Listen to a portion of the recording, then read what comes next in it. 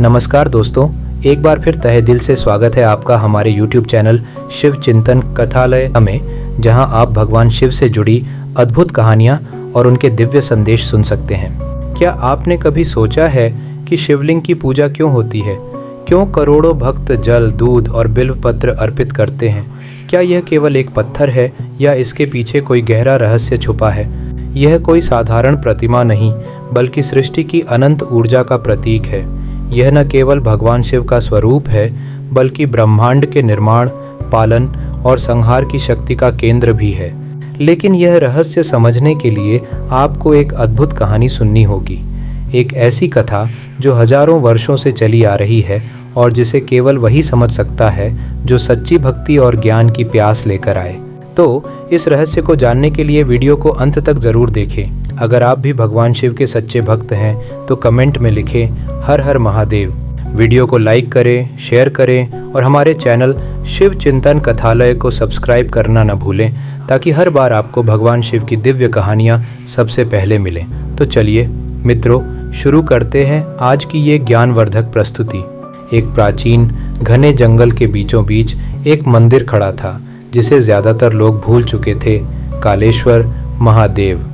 इसकी दीवारें पुरानी हो चुकी थीं, उन पर लताएं चढ़ गई थीं और हवा में काई और रहस्य की गंध भरी थी। मंदिर के केंद्र में एक शिवलिंग स्थापित था, जो बाकियों से अलग था। यह हल्की सी अलौकिक रोशनी से चमकता था।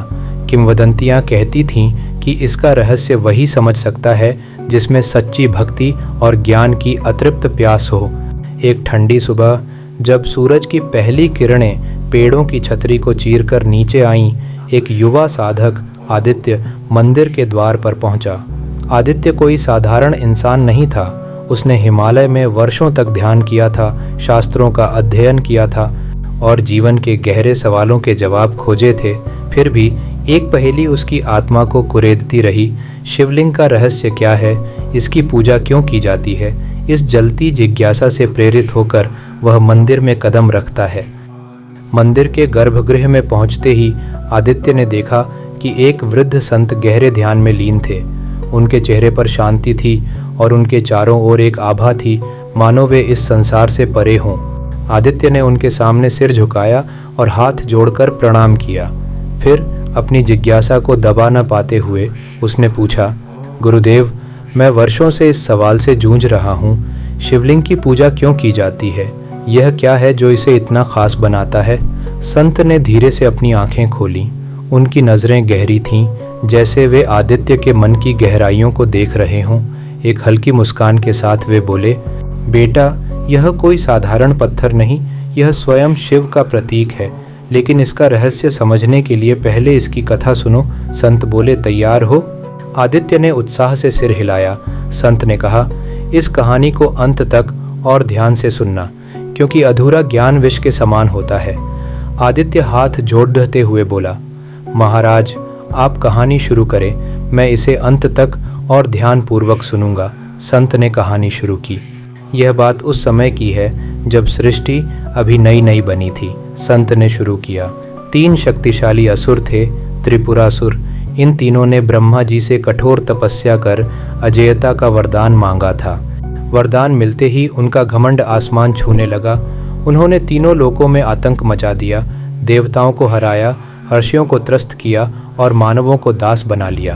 उनके पास 3 अभेद्य नगर थे, जो सोने, चांदी और लोहे से बने थे, और वे आकाश में तैरते थे। कोई भी उन्हें रोक नहीं पा रहा था। देवताओं ने भगवान विष्णु से गुहार लगाई।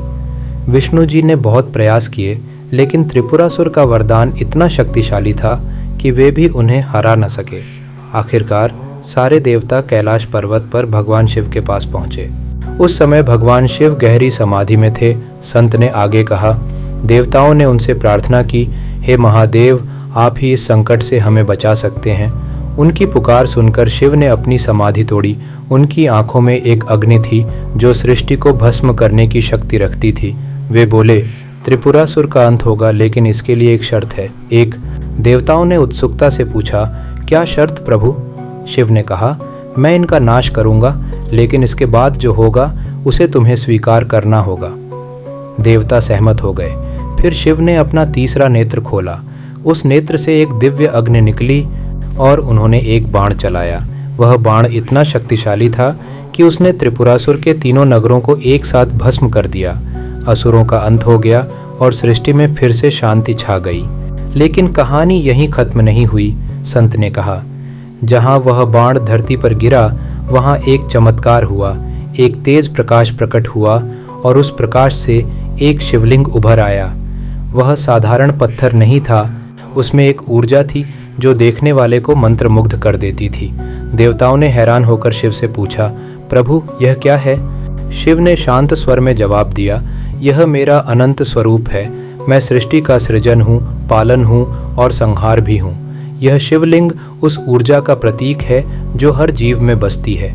इसे मूर्ति मत समझो, यह वह शक्ति है जो जीवन को चलाती है। जो भी इसे सच्चे मन से पूजेगा वह मुझ तक पहुँचेगा। कहानी सुनाकर संत चुप हो गए।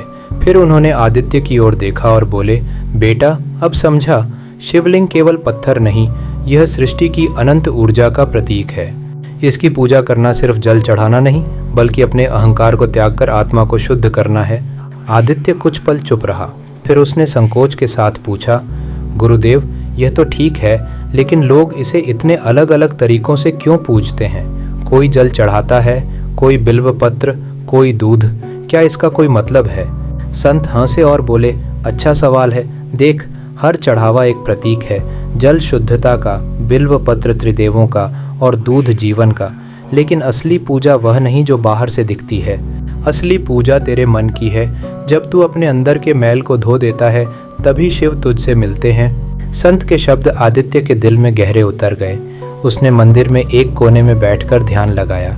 घंटों तक वह शिवलिंग के सामने बैठा रहा, अपने मन के सवालों को शांत करता हुआ।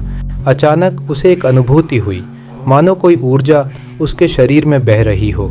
उसने आंखें खोलीं और देखा कि शिवलिंग से एक हल्का प्रकाश उसकी ओर आ रहा था। उस पल उसे समझ आया कि शिवलिंग कोई वस्तु नहीं, बल्कि एक अनुभव है। आदित्य उठा, उसने पास की नदी से जल लाया और श्रद्धा से शिवलिंग पर चढ़ाया। यह उसका पहला सच्चा अभिषेक था, न सिर्फ जल का बल्कि अपने अहंकार और संदेहों का भी। उसकी आंखों से आंसू बहने लगे और उसने कहा, हर हर महादेव। संत ने उसे आशीर्वाद दिया और कहा, जा बेटा, अब तुझे जवाब मिल गया। दुनिया को भी यही बता दे, शिवलिंग केवल एक मूर्ति नहीं, यह सृष्टि की अनंत शक्ति, सृजन, पालन और संहार का प्रतीक है। इसकी पूजा कर्मकांड नहीं, आत्मा की शुद्धि और आत्मसमर्पण का मार्ग है। आदित्य ने संत को प्रणाम किया और मंदिर से बाहर निकला। उसके कदम हल्के थे और उसका मन शांत। उस दिन से वह जहाँ भी गया उसने लोगों को शिवलिंग का असली अर्थ समझाया। तो मित्रों, यही थी भगवान शिव के शिवलिंग की रहस्यमयी कथा, जो हमें यह सिखाती है कि शिवलिंग केवल एक पत्थर नहीं, बल्कि सृष्टि की अनंत ऊर्जा का प्रतीक है। यह सृजन, पालन और संहार तीनों का आधार है। इसकी पूजा कोई दिखावा नहीं, बल्कि आत्मा की शुद्धि और सच्चे समर्पण का मार्ग है। भगवान शिव केवल मंदिरों में नहीं, हमारे हृदय में भी विराजमान हैं। उन्हें पाने के लिए कहीं बाहर भटकने की ज़रूरत नहीं है, बल्कि अपने कर्मों को शुद्ध करना ही सच्ची पूजा है। जो भक्त सच्चे मन से, पूरी श्रद्धा से उनकी आराधना करता है, भगवान शिव उसकी हर प्रार्थना सुनते हैं और कृपा बरसाते हैं। ज़रूरतमंदों की मदद करना, भूखों को भोजन कराना और अपने माता पिता की सेवा करना ही सबसे बड़ा धर्म है। अगर आप सुबह अपने माता पिता को प्रणाम करते हैं तो समझिए आपने स्वयं भगवान शिव को प्रणाम किया। माता पिता की सेवा करना ही शिव भक्ति का सबसे श्रेष्ठ रूप है। अगर आपको यह कथा पसंद आई हो और आप भी भोलेनाथ के सच्चे भक्त हैं तो कमेंट में ज़रूर लिखें, हर हर महादेव। वीडियो को लाइक करें, शेयर करें और हमारे चैनल शिव चिंतन कथालय को सब्सक्राइब करें ताकि ऐसी ही दिव्य और अद्भुत कथाएं आपको मिलती रहें। मिलते हैं अगली कथा में, तब तक भोलेनाथ की भक्ति में लीन रहिए और शिवमय हो जाइए। हर हर महादेव।